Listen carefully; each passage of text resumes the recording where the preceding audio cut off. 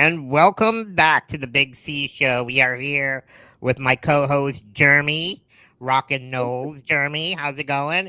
And Good. How none you guys other doing? than Mike Cugno here, former Florida State alumni. Let's go Knowles, baby! Yeah, What me a too. week, Now, me too. Want to know? Mike. Want to know? Want What to a know? no! Let's end the season. Let's end the Oh my season. gosh, what a difference it makes from a year, right, guys? I think when you wake up on Sunday or Monday, to whoever you're a fan of at this point of the year, with a win and a smile on your face, and you can watch like Sports Center without feeling like crap. It's a good way to start the year. It is. And Thomas Castellanos, for those of you who don't know, who played at Boston College last year, was very underrated. Now goes to an elite program and shows his skill set. Now, Jeremy and I were kind of like, because Thomas was talking so much shit this week, and but he backed it up. He backed Yeah, it up. absolutely. No, he did. So, what did you think of the game here, Mike?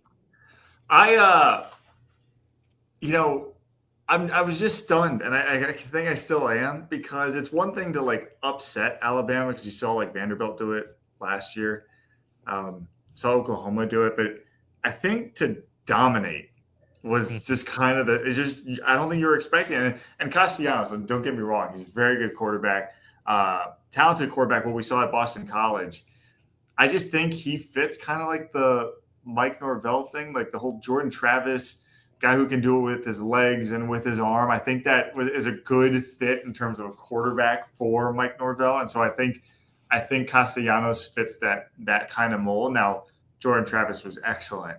It was really a shame what happened to him with the leg injury. I don't know if he's is as good as Jordan was, but I mean, he's clearly good enough. I mean, he got it done.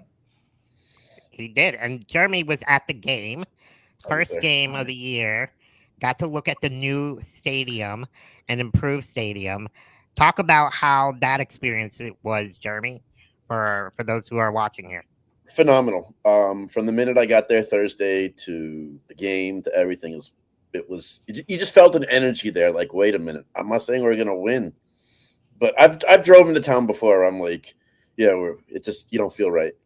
And then but this one was just different. I mean, Thursday, 4:30 in the afternoon at Potbelly's, I drive by, and the line was wrapped all the way down towards the Civic Center. And Caesar, I don't know if you know or not, Civic Center is like about a block and a half behind that place. Okay. Just the new stadium, gorgeous.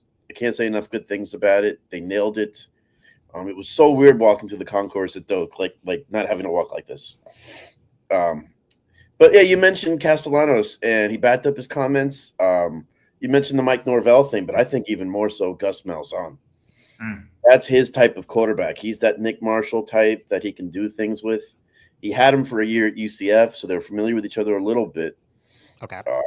And I watched closely at the game. I don't know if you wanted to get into this, yes, or not, but I was watching real closely to see how close Mike was to the offense when it came to the sidelines, to the play calling. And Mike, to his credit, stayed away. Gus ran the show there. Mike oversaw everything like a head coach should. So they showed Gus on the sideline like he was the head coach. They kept cutting to him so much. Yeah. Usually the OC is not on the sideline. Gus, I guess, prefers that, and I like that he's there. Yeah. But when it came to, like, in between timeouts and you see the team kind of huddled up before they take the field, Mike kind of walked over but stayed away. I saw him walk over to the defense a little more, and then he was able to ride officials more. A lot of times in the past, he would be on his play sheet. So I think I got off tangent on your question there, Caesar. But yes, No, awesome time, awesome great. game. The fans were awesome. The few Alabama fans I interacted with were fine. I didn't see any issues. Things are going to happen as college football. But just the Bert Kreischer speech before the game on the field, I found out today, I guess Tom Segura said, Florida State just said, hey, take the mic and give a Go Noles, God Bless America thing. And Bert said no, and did like a minute speech of how much he loves this place. And that's the place he got baptized at. And Alabama has no idea what they're in store for. And nuts. They had Bert and Tom on the CBS Sports HQ pregame show because I was filling in there the other morning, and all of a sudden Bert and Tom were like, well, "What's going on? This is like a huge. This is awesome. This is great." And they delivered. They were hilarious. So that was really bartended where I was at. They guest bartended where the Madison game. Social or something. Yeah, they were there. Bert was there the day before. They were great, man. They love the Knowles, man. Love them. Yeah. But just so many former players were back for this game. Yep, and you got to meet Cromartie, right? Cromartie, Cromartie, Dalvin Cook, Peter Warwick, Walter Jones.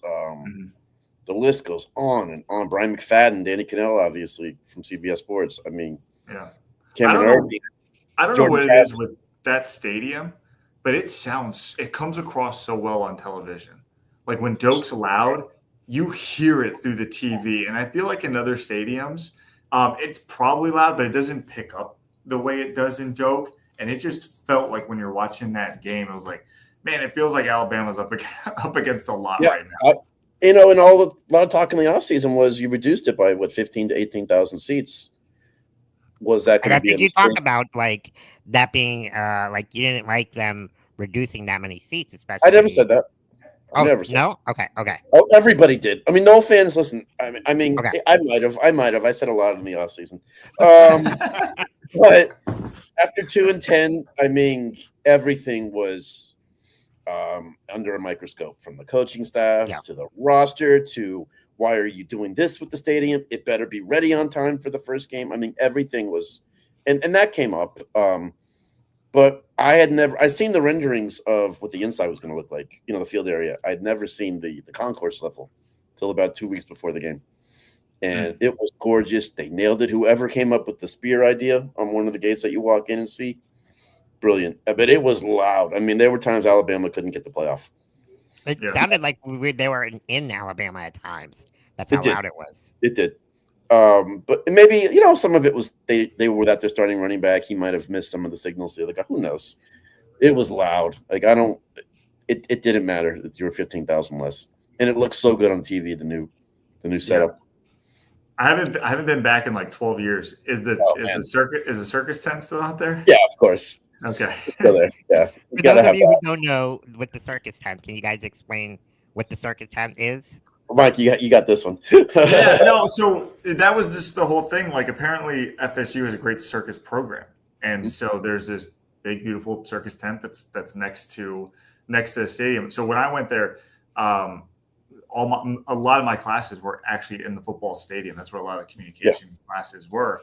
And so I didn't venture for maybe a year and a half. I didn't venture too far into campus. Basically, just ate, slept, and worked at the stadium. But you always pass the circus. I never went to it. I know a lot of people did. I never actually ventured over there though. No, we get made fun of, but apparently, like, they go on tour in the summer and they hit the big stops. It's a big thing. Yeah. It's right behind the stadium, right across from the baseball stadium. But yeah, it's still there. And CBS Sports is actually set up right across from there. Oh, really? Okay. Yeah, literally right across from there. Yeah. Nice. Now, let's kind of go into Monday's game real quick. University of Miami. Mike, you were there covering the game. Talk about the atmosphere here at the Hard Rock Stadium against Notre Dame. Notre Dame still hasn't won in Miami. Talk about the atmosphere here. It was great. And very similar to what Jeremy was saying about a lot of the alumni coming back. I mean, you're looking down the field there, being field level, and you're seeing Hall of Fame player after Hall of Fame player like Edge and Michael Irvin. You see Jimmy Johnson there. Yep. Stephen A. Smith was there. I mean, I guess all the star power was out. But the orange out, I think, worked so well. It really drowned out any Notre Dame. You could see a couple of like pockets of Notre Dame fans. Like, they certainly had their section, but it felt like a 90-10 split. Like, not even close. It was loud as it normally is. We're down the field. We were loud down the field in like the last 4 minutes of the game. And when Ruben Bain and Akeem Mesidor just kept getting into the backfield, I mean, it just the roof started to pop off there. I don't think it ever got quite as loud as the Trajan Bandy pick six. I think I don't think I've ever been in any stadium that's been that loud when that happened. But that's such a gigantic, monumental play and swing, and the game ended there in like the second quarter or whatever it was. But it was loud and it was constant. Canes fans, they did well. They did well. Really good show in that first week. And, I was surprised with the way Notre Dame started off the game. They have one of the best running backs in college football. And how do you not give him the ball until they didn't give him the ball till the second half of the game? No, they tried early on. I mean, I was tracking that. He didn't. Jeremiah Love didn't crack the 20-yard mark running the ball until the fourth quarter. Like it was. I mean, even though he didn't get a ton of carries, it was still shocking, which I think is a good sign for Canes fans. That there was one big run. I'm forgetting the other running back's name. But aside from that, the big plays were minimal. So if you're looking at that defense and wondering. Jordan Pierce? Was it Jordan Pierce? Backup for Notre Dame? Yeah. Oh, yeah. He or was it Jeremiah Love? No, Jeremiah's the horse, yeah. But yeah, he's the horse. Yeah, but anyway, it was such a welcoming sign, I think, for Miami fans to see the defense play the way they did. And I remember, there are certain things you kind of key on when you play a team like this. Like whenever Clemson would come down to Miami, especially I did this Ruben Bain's first year. I remember I was like, I'm just going to watch Ruben against Clemson's offensive line because they always are like SEC level in the trenches, and you want to see how. And he did great. I mean, he was throwing those guys around. So Notre Dame, another team that consistently has really good offensive line. Those dudes are massive, and for Miami to have that kind of push all day was really impressive. If you're a Canes fan, that D line looks like it used to look like in the early 2000s. Let's talk a little bit about Carson Beck. I thought he looked poised. He didn't look too shaky. Now, is that his veteran presence being his sixth year as a starter? Yeah, definitely. I mean, we were in the post-game press conference room, and I was by the door where the players are walking in, and he walked in, and he's just kind of like he was just kind of humming and singing a song under his breath. He couldn't have been calmer after all that. So even after the high of winning, I know there were some emotions on the field, but man, he levels out. It seems like he levels out pretty quickly. He said it in after the game. He said he was getting excited on the bus ride over there, but the second he took the field for warmups, he was like, I'm in my happy place. I'm comfortable. And that's what you saw. Yeah. He looked comfortable. He never looked rattled. I mean, they got to him a couple times, but he never looked rattled. He didn't make mistakes. He didn't really take the one chance he took all game was the CJ Daniels one-handed catch. That was maybe the most dangerous throw he made, which is amazing, right? It's the end of the half. I mean, you want to get points there, but if he doesn't make that ball's probably intercepted, but it probably would have been a no harm, no foul situation just because there was no way Notre Dame was going to score in the next minute there. So yeah, he looked the part. Look, I don't know what happened at Georgia and why it didn't work out there, but he clearly has found something renewed here with Miami. He just looked calm and just ready for the moment. This gets me excited for when Florida State plays Miami. Jeremy, when is the game? I believe late October or early October? October 4th? Okay, so that's literally a few days before the Florida Panthers home opener. What a way to start that week, right? Florida State, University of Miami. Then I get to, come in and get to watch the banner drop. And I don't know. We'll see if they give me a ring, but that'll be later on, right? Yeah. But no, it's going to be exciting. I'm excited to see both programs, and I'm actually friends with Isaiah Thomas. For those of you who don't know who Isaiah Thomas is, he's Jason Taylor's son. He plays safety linebacker, right? And he's playing for the University of Miami right now. His brother, Mason Taylor, is making his NFL debut this week with the New York Jets. So I'm excited to see him play. But yeah, Jeremy, talk about how both of these programs look week one. Now we actually get to see a game that might actually matter here in October. Yeah, you hope. Miami's got to, Miami still got to play Florida before us. And we go to Virginia, and I'm not saying Virginia's a great team, but weird things happen sometimes on a Friday night on the road. And I always tell people week 1 wins are awesome. I mean, I'm so stoked for my Knowles and their win. I never saw it coming, I'll be honest. And after that first drive, I really said, this was what I was afraid of, that if we got beat down on that drive, how are we going to be in the third, fourth quarter? But apparently they rose up. So I say pump the brakes a little, because you had all off season and you had all fall camp to get ready for that game. You can throw some things at them they're not ready for. I'm still shocked Notre Dame didn't use Love, and they relied on an inexperienced quarterback too much. But what do I know? But that kid played well at the end. Yeah. I give him credit. I mean, he brought him back. The play calling was better, but he brought him back. So I always say it's always different when you have only 1 week to prepare. No, Than exactly. 6, 7, 8 months. Exactly. I mean, they have some Florida State players today. Like, are you afraid of a hangover from this game? And they're like, no, we expected to win. Yeah. I didn't expect them to even say that after the game. And Norvell came out today and said, yeah, I'm pissed off still from the game a little bit. I think we could have beat them worse. And that's not like Norvell's kind of personality. Mm-hmm. I think it's great if you can get a game day there. Undefeated. I mean, college football was built on Florida State and Miami rivalry, if you ask me.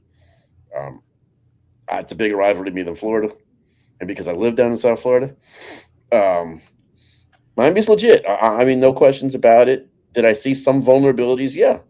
Did I see some with us too? Yeah. Yeah. So I'm curious to see if Miami beats Florida and they're undefeated and they got a bye week before us. That's going to be hard. That's tough. That really is helpful. And then they're going to see a lot of speed right before us.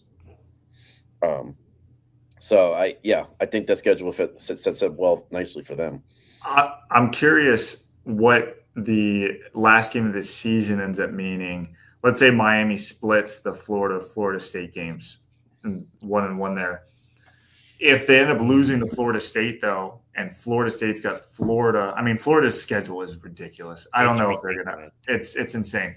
But let's say Florida's having a good year. Like, how important is that game going to be in the playoff picture? Because assuming Miami, Clemson, Florida State, maybe a 3-team race there for.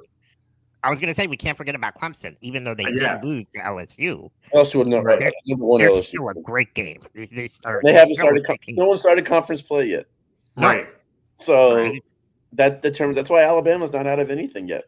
No. I'm mad at Clemson, by the way. I'm so mad at Clemson. I hate the ACC hate that goes on around the country. I hate it. Oh my god! I know. Could have had a clean sweep of this and just been looking at like, oh, is the ACC catching up? Like it could have been. We could have been talking about that this week. Dabo, you let us down. I know. I was. And what was his? I think that was his first win at LSU in the home opener. Or week 1 win, yeah. Week 1 win, right? Yeah. So I mean, and he took a shot at Dabo today. Yeah. Well, Dabo started it. Dabo's got some weird quotes, man. Yeah, with the meth. Yeah. Awesome. But unfortunately, we have to go to Clemson this year. Miami doesn't play Clemson. No. So I think Miami's schedule sets up really nice for them if they. You always wonder, is there a game or two on the schedule year where Mario does something that you go? Because a lot of game fans I talked to yesterday and today said we went way too conservative in the second half. That's debatable. Who knows? Yeah, that's a little debate. So I look at the third quarter, the first drive of the third quarter when they were basically running down their throats. I'm like, okay, the running game's working. You could just ride this to the finish line. I mean, it was working at times. I would have said it there. I mean, Miami's not going to leave the state of Florida till November. So if they can just rack up all the wins that now, they're going to be a real good spot. Right. So the rankings are out now. Florida State's what? Fifth? What? 14 in one and 19 in the other. Okay. It's great that we're ranked again. I don't think we've been ranked since Ireland last year, since before that game. But I always say rankings don't mean anything till maybe Boston College game. Yeah. But rankings don't mean anything to me till week 6. Mm-hmm. This weekend was a big indication that preseason rankings aren't always. Yeah. Right. No, I agree. It's still early. It's week 1, and now with the 12 team format of the playoffs, week 1 I think week 1 and week 2 aren't really as important as they used to be, right? 100%. So, and it's like, Yeah. and we Week kind of 12 saw, isn't as important as it used to be. right? Ohio State last Yeah. year. And then we kind of saw this weekend too with Texas and Ohio State, and I thought that was a really good game, even though it wasn't a high scoring game. Both defenses just dominated. It was just dominant both sides of the ball, and it was actually a really good game to watch. And just seeing, a lot of people are sitting there blaming Archie Manning, but I mean that's the kid's first start, and for him to go against one of the best defense in the country, I mean, what can you do, right? So I think give him a couple more weeks, let him get into the starting role, and like you said, Jeremy, it doesn't really matter right now. And the fact that they made it a close game, I think, made it um, really interesting and made it, I think, had them not move that far from the rankings. Yeah, and I Um, commend these schools. I'm sorry, I commend these schools for scheduling yeah, these games. It used to be we didn't see a good game till week 3 or 4. yeah, So now these schools are realizing, like, man, this is good for our scheduling. I like that Florida State's playing Bama. I didn't say that 3 months ago, but I like that. I like Texas Ohio State playing. I like these, especially in a week 1 to get the college football juices going. I think it's great. Like Michigan's playing Oklahoma this week. I think it's great. Yeah, and look, a close loss in week 1 against the number 3 team or whatever it is is not the end of the world. Like, and both teams are only going to get better from there. I mean, they're both going to go up. Like Arch is going to get better. Julian Sain's going to get better. Those defenses lived up to the billing. I think Jeremiah Smith would be happy if he never sees Texas again for whatever reason. He can't. Like, I don't know what Texas is doing. I mean, they double him every time. They figured it out, but yeah, I think they're both in a good spot. If both end up running a table, they're going to be in the playoff. But I give them I give Texas another loss before you even start to think, are they out of it? Yeah, well, you haven't even entered SEC play. Yeah. So we know how valued the SEC is. They have a tough schedule. They still got to go to Georgia. Still got to go to Florida. So that loss didn't help them. I mean, but they can definitely make up for it. Yeah. No, for sure. Now, I kind of want to get you guys' intake. I know, Jeremy, you're not really into the NFL, but with the NFL season starting here, Mike, you've been covering the Dolphins in training camp. There's a lot riding on McDaniels here. What do you see the Miami Dolphins doing this year? What's the expectations this season?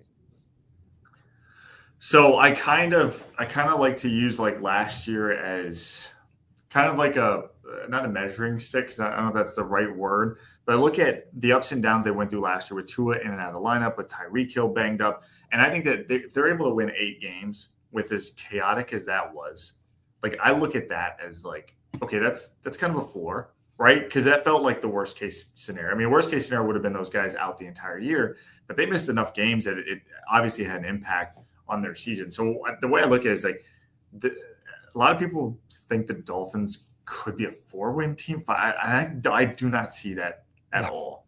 They just have too much talent on the offense for that.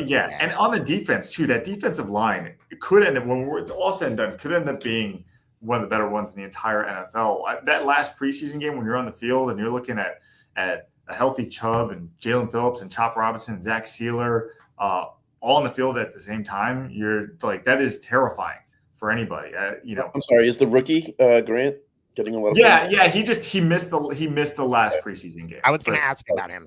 Yeah. He's one guy. He's massive. Yeah, right? He's a big dude, bro. When the NFL draft started, that's one guy I literally circled for the Cowboys to get, because they needed somebody in the middle to help stop the run, right? And of course, lo and behold, what happened this week? Micah Parsons gets traded for the Green Bay Packers to get another defensive tackle to help with the run. Now that whole saga, we can go into it later, Jeremy. But I don't even want to talk about that. This is his first public comments on that, everybody. Yeah, being a Cowboy fan right now, it's. I didn't know you were a Cowboy fan. Yeah, unfortunately.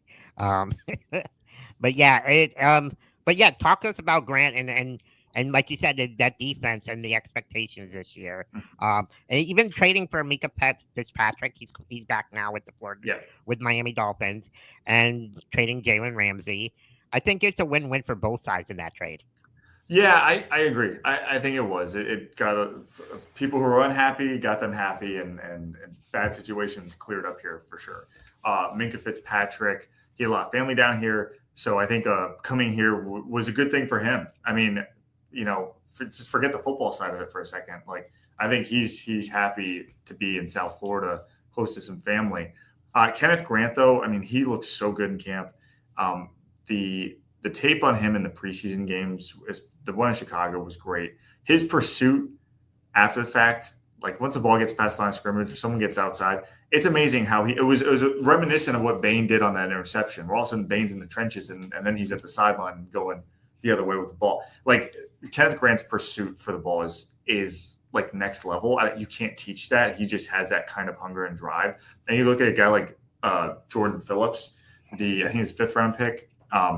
Another defensive been tackle. Hampered for so many injuries, right? But not here in camp. He's been healthy. He is, man, he's powerful. They may have found between Sealer, Benito Jones, and Kenneth Grant. They've got 3, good guys right there to start with, and then Jordan's going to continue to develop.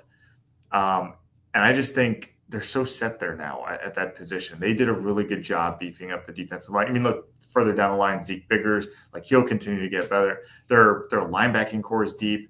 I really like what they did with that defense. Their safeties are all veterans. The corners, Rasul Douglas was a big add towards the end. Ooh. Storm Duck, Yeah. Everyone. I'll give you a little story on Storm Duck that didn't make the broadcast.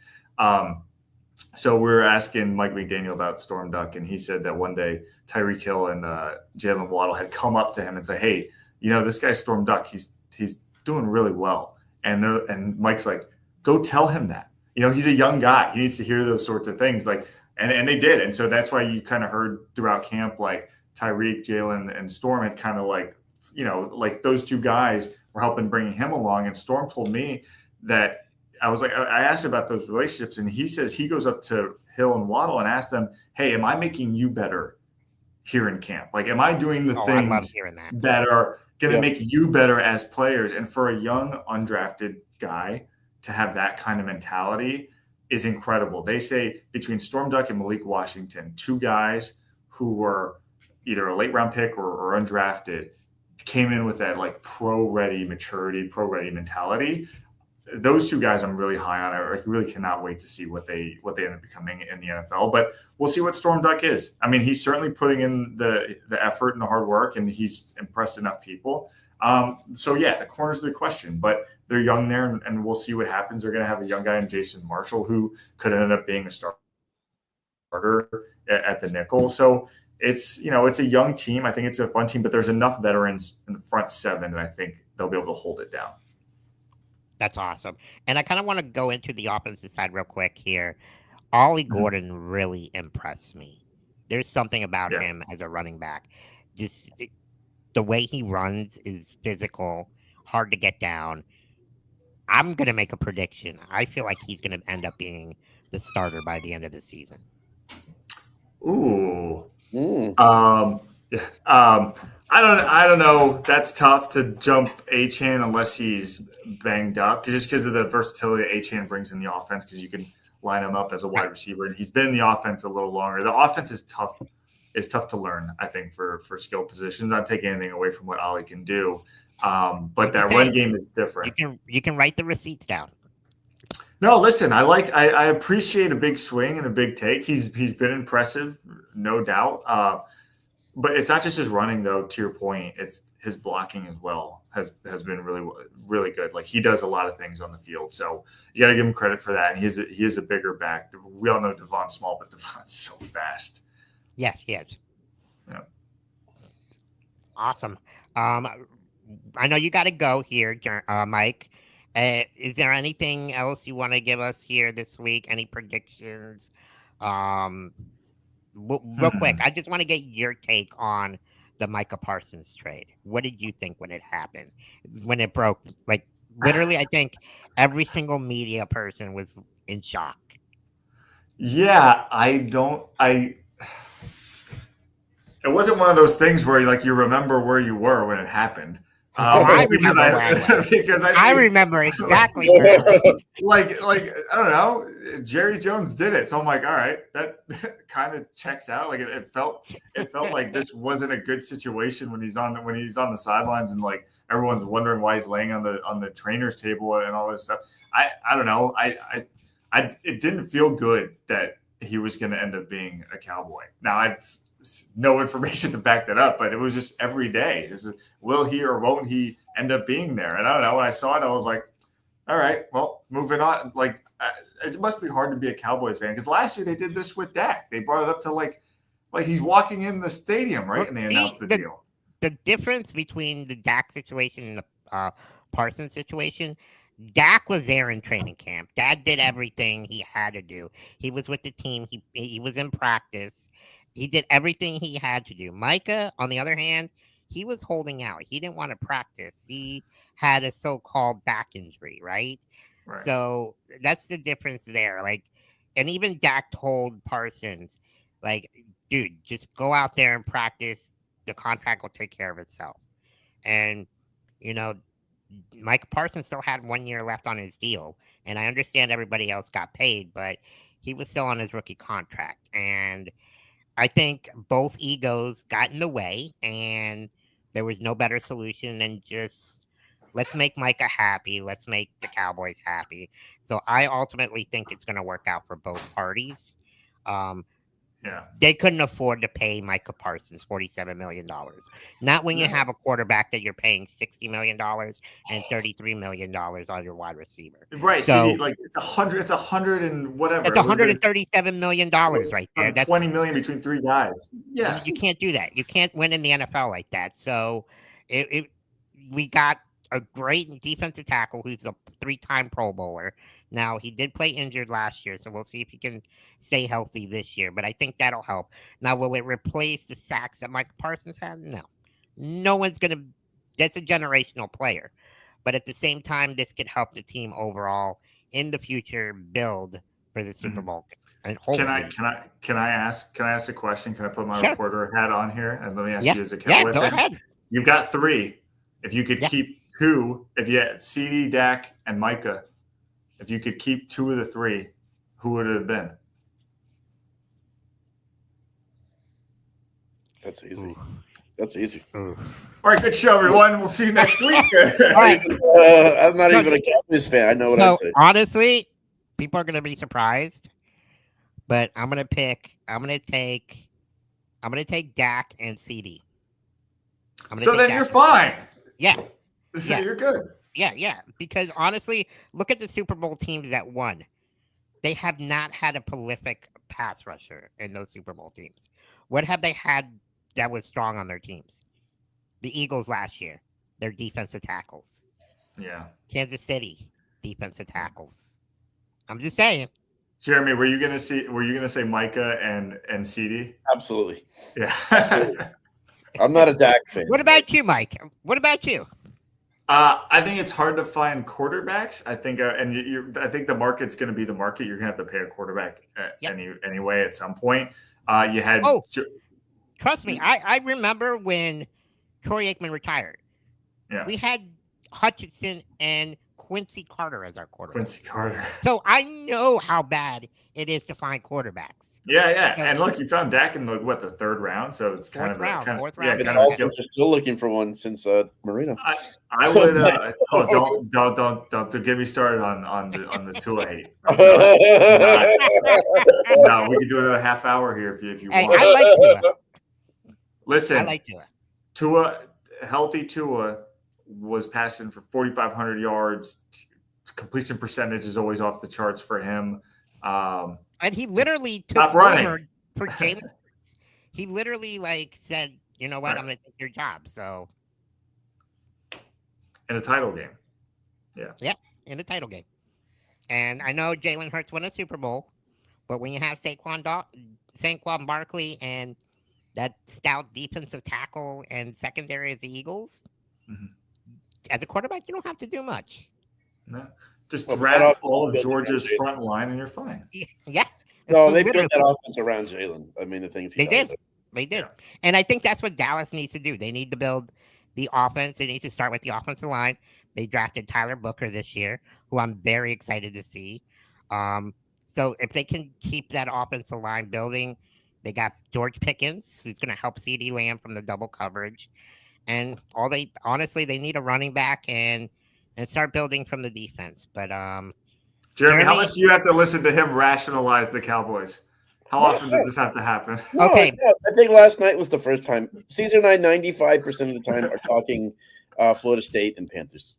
Yeah. honestly, Fair enough, fair enough. I'm more of a realist Cowboy fan. Yeah, I'm not fine. sitting there saying like we're Super Bowl. No, I haven't seen a He Super just, Bowl. I'm sorry, he just surprised me with that answer on the Yeah. which two would you keep. No, but I know how to build a team. So I mean, I would have loved to Very have keep. distant anymore. But another thing that really irritated me about the Micah Parsons situation, Micah Parsons has his podcast, and he's gone on several times saying, "I don't care if I take less money. I want to get, more. I'll take less money to help build this team, and let ultimately you went out and you got paid the highest defensive player ever. So." I mean, you literally just talk out of your ass, bro. What surprised me? What surprised me You about turned this- on him. Yeah, of course, just saying. his agent pushed him to. No, his agent, his Mulugeta is one of the best in the business. Right, but what shout out to him, surprised and- me was we never even usually when a player's disgruntled, especially of a Micah Parsons statue, you hear like the potential suitors, the rumors. We never heard Green Bay, never heard any of that, and it was like an alert out of nowhere. Going to Green Bay? I know, and it had That's to be usually not a premier player's first destination. as if our last playoff appearance wasn't any worse. Now he goes to. I mean, my God, you have more upset Chicago Bear fans after that trade than I Dallas. saw a lot of that. Yeah, you're I gonna. saw a lot of that. You gotta play him They're twice like, a year why now? did he get in it? We gotta. Poor Caleb Williams, right? Exactly. Any predictions this year, Mike? Where you want to go? Like Super Bowl, the Dolphins? What do Super you Bowl. want to do? Let's get your Super Bowl prediction here. Oh, okay. Wow. You're gonna put me on the spot because I have a prediction, but Dolphin fans aren't gonna like it. It's okay. We can do both. We can do both. I just at some point I just think the. Am I gonna say the Bills are gonna do it? It's gonna be the Bills or the Ravens. That's what I think. It's gonna be the Bills or the Ravens. Yeah, assuming it's not the Dolphins, those are the teams I'd want to win. Believe it or not. Yeah, I just love think Lamar Jackson. I love Josh Allen, and Keon Coleman's in Buffalo. So, yeah, I want to see at some point Lamar and Josh Allen get Super Bowls. Their careers have been incredible. Yes. I know Mahomes has been like that person that just stands in their way. I know. It'd be nice to see But the Chiefs. is it just Mahomes, or is it it's just I feel like there's some luck there, right? Because that Buffalo game and Kansas City game just kept going back and forth, and literally Kansas City just had to change the rules. They changed the rules because of that game. Rule changes because of that game. Yeah, they're like at some point we got to get Josh Allen in the Super Bowl. Yeah, exactly. No, at some point they got to get it. Okay, so you got Buffalo, and who do you have in the NFC? NFC. I'm gonna give. I want to say Tampa. Tampa is. I know a lot of people are high on Tampa. To me, the NFC is really weak this year, so they have a chance to go in. I think Tampa could do something. That would be another cool story. Baker Mayfield in a Super Bowl would just be wild. And I think Browns fans would just have a heart attack watching that. Yeah. Let's go a little East Coast. Let's go East Coast. Let's go Tampa, Buffalo. I mean, I definitely now in the NFC, I've got Green Bay now that they got Micah Parsons. Yeah. Duh. Right. I'm just kidding. I actually do have Buffalo in the AFC going out to the Super Bowl, and the NFC, it's really a toss up, honestly. I like the way the Eagles are set up defensively. They're still young. They have all their whole secondary coming back. And they do want to return. They want to be the first team to win back-to-back champions since the Patriots. So we'll see if that happens.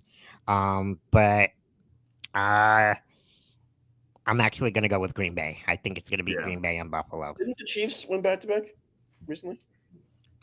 Was yes, it? they did. Yeah, because they were going for the You're right, 3-peat you're right. this year. Yeah. You're right. So it was a Chiefs. So yeah. Because So they there we lost go. the last year. I'm looking at Super Bowl odds just to see if I'm going crazy. And I think the Packers, their odds went up since getting the Micah Parsons trade. Oh, I'm right? sure they did. Oh. I'm sure they skyrocket. I mean, they were a good team last year, but yeah, that's it. And don't sleep on the Rams though. If Matt Stafford stays healthy, the addition of Devontae Adams is going to make their offense that much better too. So. Jared Verse and Braden Fisk on the defense. Ooh, I love those two defensive guys, bro. Tampa's like 30-1. Philly still got the best odds, I think. Yeah. Yeah. Detroit, that's another one. Detroit, I forgot about them. They're healthy that is too. true. Yeah. But their whole coordinator situation might be a little long, although their offensive coordinator's been there. And it happened with Philadelphia. Remember when they lost their offensive defensive coordinator when they went to the Super Bowl? They ended up being like really bad the next year. So I mean that's a good point there, Mike. Real quick before I let you go, Miami Dolphin predictions this season. They get into the playoffs. I think they do. I think they get into the playoffs. What happens from there, I don't know, because it all depends on who they end up going up against. So I won't say they're going to win or lose their first game, but I think the Dolphins get in the playoffs this year. I do, and I feel like I'm alone on some sort of island, like an outcast on this. But maybe it's I'm too close to it or what. But I think they get there. Awesome. Well, I will be there on September 29th when Mason Taylor comes and plays the Miami Dolphins. It'll be his first Miami game here. So I'll be... Are you a Jets fan too? No. I don't like the Jets, but I'm a Mason Taylor fan. So gotcha. I got to represent my boy. You know, he's going to come playing at home, his first game here at Hard Rock Stadium. So I'm excited to see him and watch him play. But thanks again, Mike. I really appreciate you coming on, and definitely see you on this week. And good luck this season to the Miami Dolphins and the rest of the crew there. Thank you, guys. This is awesome. Anytime, happy to do this. Can't wait to see you guys at Panther games. Real quick, where can everybody find you? Real easy. All my handles are the same, at Mike Cugno, CBS4. YouTube, Twitter, Instagram, and TV. So, yeah. Awesome. I'll have it in the description below, too. So, thanks a lot, Mike, and I hope to talk to you soon. Let's go. Appreciate it, bud. See ya. Awesome. Mike is a really awesome guy. Did a great story on me during the season, and especially during the parade, too. Him and the CBS crew, they're really awesome. I love those guys. They're doing a great job. He does a great job too on the field too with the Miami Dolphins. So it's awesome, and a Florida State alumni too. So that's awesome. That was definitely cool love having him. Right. Absolutely. So Jeremy, excited. Let's talk a little bit about the rankings here. What do you think the rankings? Do you like the way it? I know it's early. Rankings don't really matter now, but it's always good to talk about, right? Everybody. That's why they do it now. They want us talking about it. Right.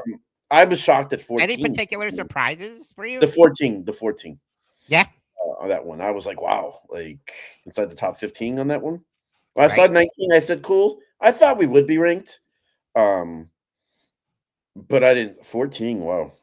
But that could be nothing next week. And this is kind of a quiet weekend of college football, believe it or not, matchup wise.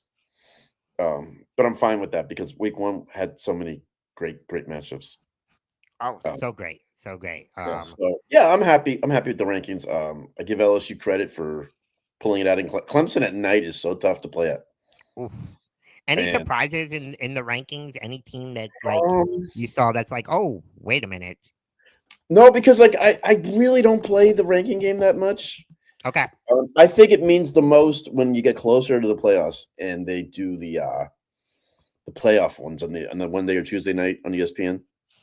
Yeah. That's when you have an idea too of what games are going to really mean something towards the end of the year. I mean, last year Ohio State was pretty much penciled in for the Big Ten championship and going, and they lose to Michigan on the last weekend of the season. Still won a national title, and that was 2-loss team. So the one I am surprised is Texas. I know they lost to OSU, but for them to fall all the way to 7, I was kind of a little surprised. yeah, there. I mean, I don't like to punish teams for playing a tough opponent. Right? Texas could have gone out and played some weak team and looked amazing, and we're talking about them glowingly. But it's tough to play a team like that week 1. It is. It is. I mean, that's one thing I give Florida State so much credit for that victory is you had about a pretty much 80% new roster, a new offensive coordinator, a new defensive coordinator, and that's who you play week 1. I mean, I'm not talking about from skill standpoint. I'm talking about just getting lined up right and learning the new – I mean, you learn the new terminology in the camp, but that's why you like – in that situation, you like an easier opponent so you can work out the kinks with the new coaches. But any games this week that we're looking forward to? There's a lot of schools that aren't playing big games. yeah, this is a quieter weekend, but is a sometimes quiet those week, games right? turn out to be good. I think USF. I'm interested in watching now. That should be interesting. I'd like to see if USF is for real. I like their coach, Golish. I think he's got a potential to really move up in the coaching ranks. I think that's a good game. I think UF probably has a little more talent. South Carolina State. I think that'll be interesting too. Okay, I think Michigan, Oklahoma will be good. Yeah, game day will be there. I like Oklahoma to win that game. True freshman on the road, second start. I need to see how Underwood played last week. I know it was an easier opponent, and the biggest game I think this week. Florida State, East Texas A&M. Yeah, not only that. I'm just kidding. You know. I don't care who we're playing. It's always the biggest game to me. No, but the biggest game this week, OU, so Ohio State and Michigan. No, Oklahoma. Oh, no, wait, Oklahoma and Michigan. My bad. And remember, Oklahoma, Michigan's head coach is not going to be coaching in that game. Oh yeah, I forgot he suspended, right? Part of their punishment. I don't think that means as much as people think, and people say, why? It's the game. All the work really is done the week of the game, practicing, getting the game plan in order, doing all that, which he's there for. You'll just have a coach there who institutes it, just like he did when Harbaugh was out. Yeah, no, he kind of knows now. All right, this is what I did when Jim was out, so you're going to do this for me. Yeah. No, and they got so many coaches there, no pun intended, because they're in trouble. They'll be fine in that regard. You like to have your head guy there because he's more of an emotional guy than Harbaugh. Yeah, and just trying to get. I don't know. Harbaugh is pretty emotional. I take that back. But yeah, you'd rather have him there than not there. But I don't think that's why they would lose. I just think maybe if Oklahoma's they got the transfer from Washington State, Mateer, who's good. So I think game day will be at that game. Good. It's not the most stacked lineup. I don't care. Football's back. Dude, it was so exciting watching the games this weekend. And I can't wait to Sunday. Wake up, just watch a Red Zone. Luckily, the Cowboys play this Thursday, so I won't be as stressed on Sunday. Yeah, you can watch as a fan. It's like when Florida State has a bye week, and I say I can watch today as a fan. Yeah. So I'm excited. Turn on Red Zone, and there's a lot of good football. I love fantasy football. I'm in 6 leagues this year. That's it. Usually 3 is my limit. Last year I was only in 3. 6? So I couldn't keep up with 6 if you. I won 2 last year, so I won in my league, and everybody's upset because they don't want the commissioner to win. Understandably, yes. But I did win. So I'm here defending my title this year. Hopefully, going back to back. Yeah, I believe it or not, I am looking forward to our game this week. Roydell Williams is out for some time. Oh, okay. Norvell announced that yesterday. I don't know what it was. Mike's doesn't like to talk about that. I think the only reason he said it was he wanted to beat the media to it. And now I guess the ACC requires you to release an injury report the Thursday before. Okay. So that's the new rule this year. I guess it's with the gambling. That makes sense. So I think he just wanted to beat everybody to it. He was on the field last play of the game. Roydell. He was. on the kneel. So I'm curious what it was. We have other backs. I want to see this freshman get some more carries. Chroma. Okay. He looked good against Bama. A little bit he played. Where is he from? Leesburg, Georgia. He Okay. was number 1 back in the country last year. He played over the weekend, number 32. Okay. Cool. But 220 of muscle, dragged Alabama a few times. When's the last time you've seen someone drag Alabama? Now, I mean, I was gonna say, Jeremy, I kind of want to get into that because please. was it Florida State being that dominant, or was it Alabama not being Alabama football? I think it was. I can say you could be a little bit of both, right? Absolutely. Football is the only sport that you can break down 70,000 different ways. But I absolutely agree, and I'm hearing stuff after the game. Like did we talk about this last night? Yeah. In our pre-show chat about, I guess there's a report that some Alabama players had DoorDash delivered at 2 a.m. What? No Yeah. way. Now I don't know if they were starters or backups or guys not even playing. I don't know. You should be in bed at 2 a.m. the night before a big game. So who knows? I heard that. I heard they were dancing in the locker room like kids before the game. I watched that. I watched towards the end of the game. I'm going to send you the clip, Caesar. Yeah. You see 2 Alabama players right before about the knee and end the game laughing and joking on the defensive line. Remember, Nick Saban ran that team like an army. He did. You're not expecting DeBoer to be Nick Saban. I mean, Bama fans have that standard, that's why I always said, man, you don't want to be the one to replace Saban. You want to be the one to replace the guy who replaced Saban. So I'm curious about that. If they're a little too loose there. Yeah, and I mean, because they haven't lost a week 1 game in 23 years, sir. And we could honestly say that just watching them during the game, like you could see how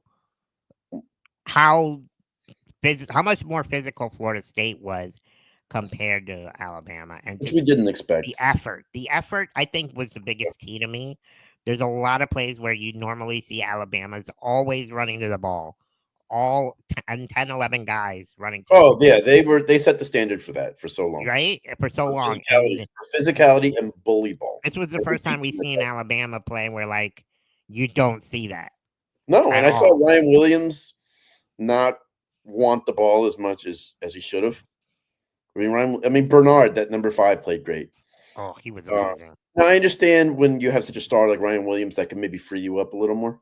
Mm-hmm. And I said going into the game, our second and third corners, I was a little concerned about. But there were times with Ryan Williams, he didn't really. The guy next to me was a Bama fan, and he kept saying, "Is he a ghost? Is he a ghost?" Really? Yeah. And I'm like, he's still Ryan Williams. I'm worried about him. But you're wondering. I'm really curious to see because they have to go to Georgia week 4. I want to say week 5. It's going to be a big one because I heard the stat today. Remember last year, Bama started the year 4-0 with a win over Georgia in that 4, and everybody thought, great, they got another amazing coach after Saban. They've been 5-5 since that. Wow. And I don't know if that includes our game. So Bama fans are, for them, this is Bama fans. Remember, they went 10-2 under Saban 1 year. It was a failure. For the longest time, they were like when Nick Saban got there, they were the program that everybody wanted to be. Like that's the standard. They set the standard for all of college football. Whether you're in the, we might never see that again. No, and it's crazy. Let's talk a little bit about the portal and how it's changed the game of football because look at the way Florida State was last year. Yeah, I mean, if it wasn't for the portal, there's no way Florida is damn good. I think we talked about this, and trust me, I didn't pick us to beat Bama. I didn't go on a show and say this is it, Bama's winning. I stay away from predictions. I just don't like doing it when it comes to Florida State. Okay. Long story behind that, I'll tell you another time.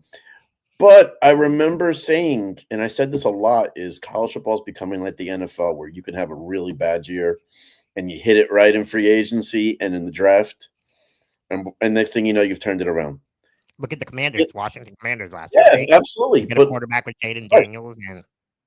And in the past, 10, 15 years ago, if you had a 2-10 season, it would have taken you 3-4 years to really get rid of, I hate to use this word, maybe I'll say you're not as good players. Yeah. The ones bringing you down. I was going to say dead weight, but I don't like that term. But now we could have kind of pushed out those, bring in a new team. The only dead weight is Toronto with Busy Boy. So Boom, just saying. boom. You know he's like this right now, like getting his boxing on, getting ready for you, man. Oh, he better get more than that. There you go. But yeah, I think college football you can have quicker turnarounds now because of the portal and all that stuff. It's not a route you really want to go every year. You would like it to supplement a player here, a player there. This guy's really good. Let's get him. You don't want to build your team off it every year. We had no choice after last year. Oh, no. I mean, they were just 2 wins. But Gus was able to get the type of quarterback he wanted for his system and for everything. In the past, you're a new coach coming in, you kind of got to take what you have there. Gus was able to, I mean, we upgraded the receiver position with Deuce and Squirrel and those guys, but do I think we've completely turned it around? No. Yeah. But, man, did I see something in this team I didn't quite expect? I thought, man, I hate moral victories, and I said all season. I'm sorry, Caesar. I said it's year 6 of Mike Norvell. He's making $10 million a year. I know he gave some back or whatever. $10 million a year. I'm not going to accept a moral victory against Alabama.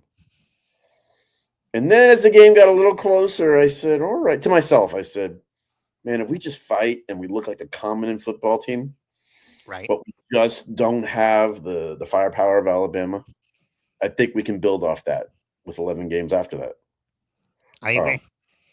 And next thing I know, I'm like, man, we're handling these guys. Now, we threw some stuff at them they weren't ready for. Danny Cannell on my vlog said, I think they got something up their sleeve for them. We were able to catch them early, too. Which is good. But when you have the personnel, you have the ability to do that, right? Ability to make plays to work their style of play. And 100%. I think that's the biggest thing is Florida State has the talent now to be able to do these things. Yeah.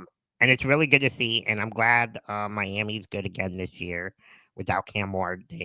I thought Beck played a really good game. He was poised back there. And it helps being a 6-year vet. He looked like a vet back there. So I'm excited. How good is that for the new coaches at Florida State who can say, yeah, we busted your butts in training camp because they worked hard. Yeah, we did all this. Now they can say to them, and recruits too, there's proof of concept. Look what happens if you listen to us and bust your butt and do this. You have a selling point. Like recruits were interested in these new coaches, but they still had to see. They saw a lot over the weekend. And Florida State had their biggest recruiting weekend of the year as far as recruits on campus for the game. They saw a great game. I give them credit. I was a little nervous when I heard, man, we're bringing in all our top players like for official visits for this game. Okay, but it worked. It did. It did. So, what are you excited more about this year? Castellanos or just the overall talent that this defense has? There's still some concerns with the defense. Depth in the defensive line. All right, maybe we were able to fight through it in one game. You wonder how that's going to play out through a whole season. But man, I love the fight of this defense. There were a couple things from the game. Earl Little. Oh, man, let's talk about Earl Little. I think there was a play near the goal line where he literally filled the gap and just laid the running back out. Yeah, I was like, but the leadership he showed out there, amazing. There was one play our corner Jabril Rawls started to get into it with an Alabama player. And it was starting to get to that, that first level and then the second level where they're really about to go. Yeah. Earl came sprinting over and grabbed him and said, we don't need a stupid penalty. We didn't have that kind of leadership last year. Accountability. We had none of that last year. I love it. That was a difference of this team. When we muffed the punt, I said, oh, my God, here we go. If we lose, this is going to be the catalyst. But we got to stop there. Yeah. There were little things in this game that I said I hadn't seen in a while. Even 2023, there were sometimes you would see some things. That defense was so good in 2023. It didn't matter who our DC was. I would have loved to seen those players with this DC. Oh, okay. This DC is awesome. Would be lucky to keep him for if I'm assuming Mike turns it around and he's the head coach. This DC is gone in a year or two. He's that good. Wow. I love the adjustments he made in the game, but And I love that. because there's going to be a hot seat in Alabama. You know that. Yeah, but you know what his buyout is? Kalen No, DeBoer, what is it? $70 million. Now, Alabama can pay that easily. no, not like that. Are you They kidding asked me? Feinbaum about that. He said they don't. He goes, I know everyone assumes because Texas A&M gave Jimbo Fisher the $75 million to leave. He goes, Alabama doesn't have oil money. Like that's a lot of money to But pay. you know Alabama football. Alabama, they'll find a Oh, way. they're crazy there. They are the craziest fan base in college football. My brother lives there, and They're I haven't nuts. gotten a chance to talk to him. Remember, But there's no pro teams in the state of Alabama. no, So they literally obviously Auburn's live. up there, but Alabama is number one no matter what. They literally live and breathe Yeah. Alabama football. Oh, for sure. That's And it. Auburn gets treated like the second class citizen compared to them. It's like the stepchild. It is. I'm sure in like state funding, Alabama gets much more priority than Auburn, but they're not paying 70 for him to leave. He would have to have like such an atrocious year, like a 3-9, 4-8 year. They're not going to have that. I don't think so. And he's a good coach. Maybe he's not quite the SEC type of coach. We're going to find out a lot this year. He might make some changes to the offense to help him. Like maybe I don't think their quarterback played that bad against us. He got away from about 5 or 6 sacks that you were like, really? Wow. Well, yeah. Well, that's He's the thing. athletic. He's known he's athletic, but his accuracy is still in question. I'm 100%. So that's one thing that's on the knock on him, the accuracy. But him maneuvering in the pocket, around the pocket, because I thought Florida State should have had at least 3 or 4 more stops. Oh my God, there were so many times. Yeah, and those 2 4th down stops we got, Crazy. Yeah, and it was cool that they were guys who were on the team last year and had a struggle with that. We should have had him earlier, but sometimes like when he fumbled the ball and it fell into his lineman's hand, I should have been a scoop and score. I'm not going to complain, but I'm watching this game and you're as a Noel fan after last year and everything, you're waiting for, okay, Alabama's going to go on a run. Can we withstand it? And then when they cut it to 7, I said, oh boy. But to go for it on 4th and 1 like they did on their 34, I would not have. I admit it. I would not have gone for it. That won the game for us. It did. And I listened to our offensive line coach, who's done a great job. And he's one of Gus's guys that he brought in. He made a great line. That touchdown where Sawchuk ran through the defense pretty much and scored to ice the game. He said there were 3 guys who were not there on the push-in. They better be next time. I like this coaching staff, that they're very accountable, no nonsense. I didn't see that all the time with the coaching staff last year, and I'm not trying to like berate them, but I watched it enough to know. And a lot of that coaching staff last year they owed their careers to Mike Norvell. They had never made that much money. They had never made it that high in the coaching ranks, so they were afraid to really put their foot down. Tony White, Gus Malzahn have no problem doing that. No, and it looks like this defense will run through a wall for Tony White. Which is good. And even on that first drive that they had, a 6-minute drive and scored, they didn't look out of position a lot. And that Alabama really had to work for that first touchdown. They did. And I thought they were going to come out a little bit better in the second half. But, Florida State, they anchored down in that 4th quarter, and they were out. They were more physical than they were. I never thought I'd say Florida State out physicaled. That's not a word I know. I think that's the most exciting thing I am about this. I didn't see that coming. No. I would have thought to beat them, we're just going to have to maybe catch them on an 80-yard where the defensive back wasn't paying attention and we score, or they fumble a couple times inside their 20 and we capitalize on it. I said, we didn't win because Alabama made a ton of mistakes. Exactly. We beat them straight up.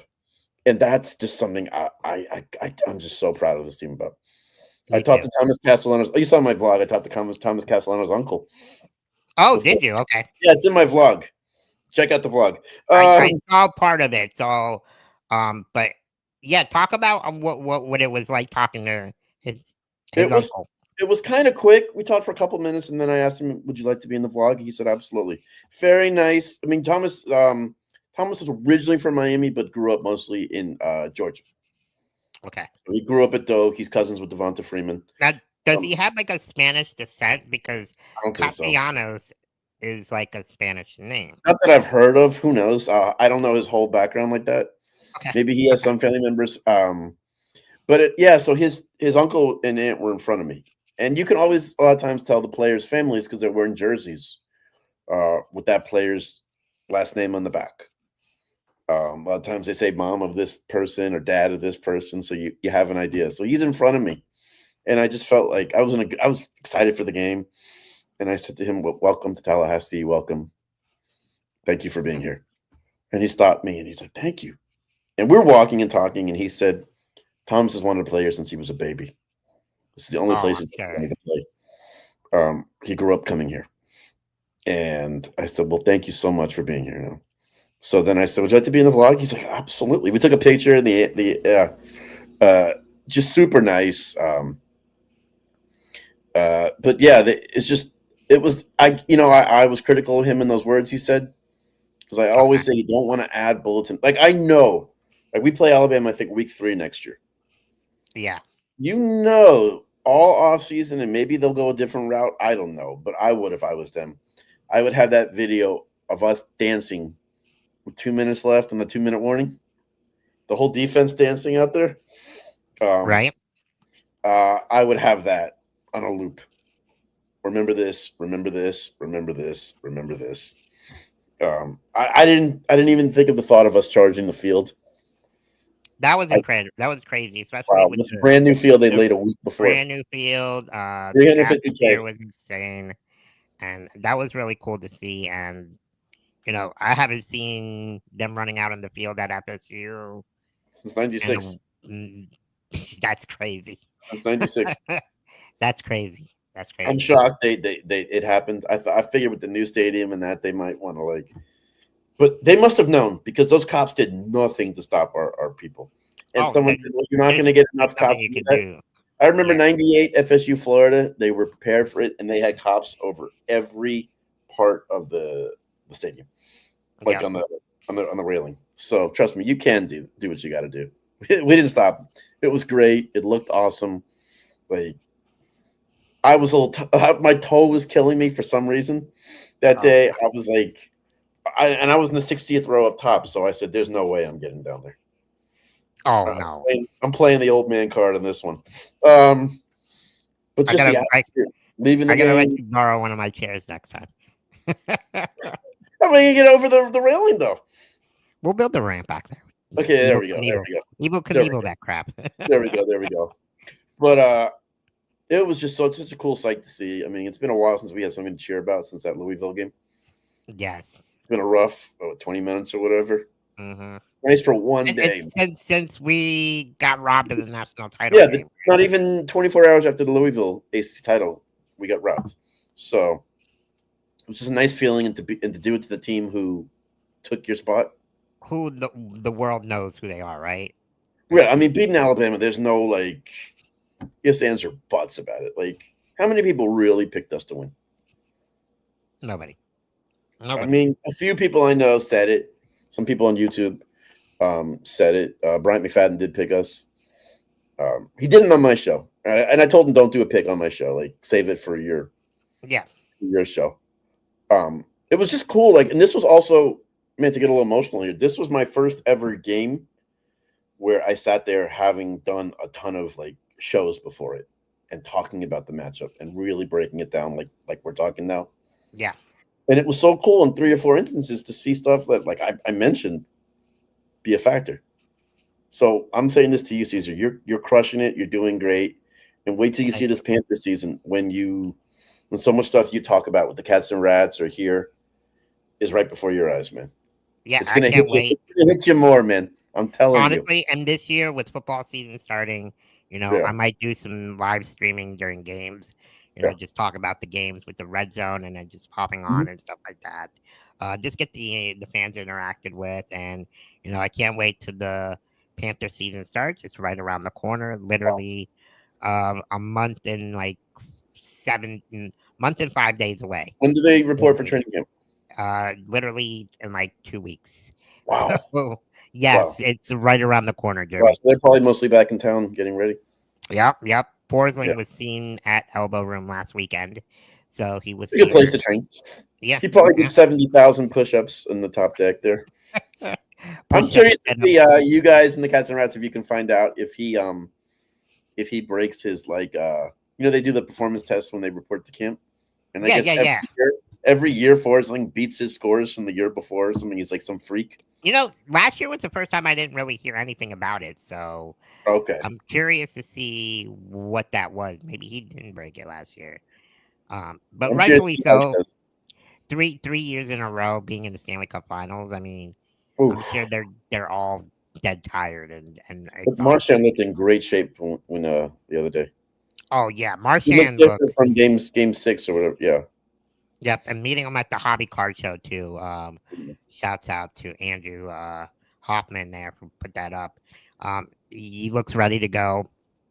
A lot of the guys too, from what I'm seeing, Ekblad is training at the Baptist Health Plex, so all those guys are starting to get back on the ice. I believe Barkov was seen in Finland on the ice as well, so they're all ramping up and getting ready to go. So there's nothing like October, because that's when you have all 4 major sports: football, basketball, hockey, and the World Series. Yeah, and then wait till Thanksgiving when you got all that plus college basketball. Whew. It's insane. Yeah. It's amazing. It's the best time of year. I love it. Oh, yeah. Jeremy, where can everybody find you at? Oh, man. Thanks, Teaser. Once again, thank you so much for having me on. I appreciate it. I love chatting with you. We would talk like this on the phone, so it's awesome to do it here. And like I said, it was a pleasure hanging out with you at the Hobby Card Show. I had a great time with you. We had so much fun, right? I hadn't laughed that hard in a long time. So thank you. Man. Yeah, man, I was laughing so hard that day, man. You were awesome, bro. So yeah, thank you, C's. Rock and Roll YouTube channel.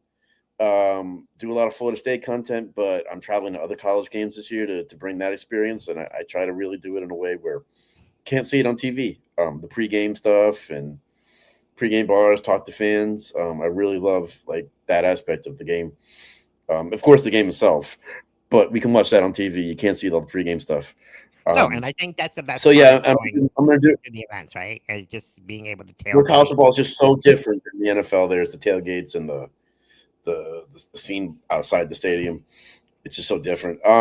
Yeah, and I'm doing more live streams now. Had Caesar on a bunch. He's going to have him on some more as hockey season ramps up. With his schedule's crazy, but I'm going to get him on more. I had Brian McFadden on last week from CBS Sports. I enjoyed that episode. That was a really good one. Great time. I'm going to try to get some more. I'm talking to some people. Yeah, so please rock and roll YouTube channel. I'd love to support, and if there's things that I can do that interest people, trust me, I'm open to it. I do other things like cruise vlogs and you name it. I really try to expand my horizons there. So Caesar, I always appreciate you having me on, my friend. No, man, Jeremy, you do a really good job with your vlogs. I'm really excited to see them every time I watch them. It's a good perspective on what you experience during the games, and just being able to talk to the fans in general too, and their input on the game and things like that. I think it's really cool. This one was a little different because there was an emotional aspect to the Florida State stuff. Right, of course. When I go to other games that aren't like Florida State, I can be much more like, okay, let's talk. This one I really wanted to bring the actual game. And you did a really good job with that. Thank you so much. It was really awesome just seeing you at the bars. Everybody just having a blast, having so much fun. The hype, people getting their flags up, and you being at the pregame with CBS out there talking to McFadden and the rest of the crew there. That was pretty cool. Damian Harris a hard time. Yeah, Damian Harris. You see that? Yep. You were literally giving the BigCeaz busy boy. I did, but I the difference between me and BigCeaz was BigCeaz didn't have someone who's like on part of the studio say it's okay, you can do that. I recommend it. He just did it. I knew BMAC had said, yeah, B, go nuts, say what you want. Yeah, but I got his attention, and I didn't get it on the vlog. But when they introduced him on the show, I booed him, and it trickled over, and he stopped what he was doing to do that. Never forget. But man, to you, thank you. You're welcome, man. doing amazing stuff, Caesar. I love your content. Thank you. And the best thing I can say about it is you love it. It's so obvious. You're great with people. How you interact with your guests. Just keep up the great work, man. I love to be along for the ride. Same to you, man. And that's the thing I love about the YouTube community. We're all here to help each other, right? And Cats and Rats podcast, all of us, like we're all here to help each other. So, whenever we can recommend each other's pages, we're always getting people to like each other's stuff. So keep doing the hard work, keep grinding, and enjoy life. Like I always say, one shift at a time, one period at a time, one game at a time. Let's go FSU and let's go Panthers.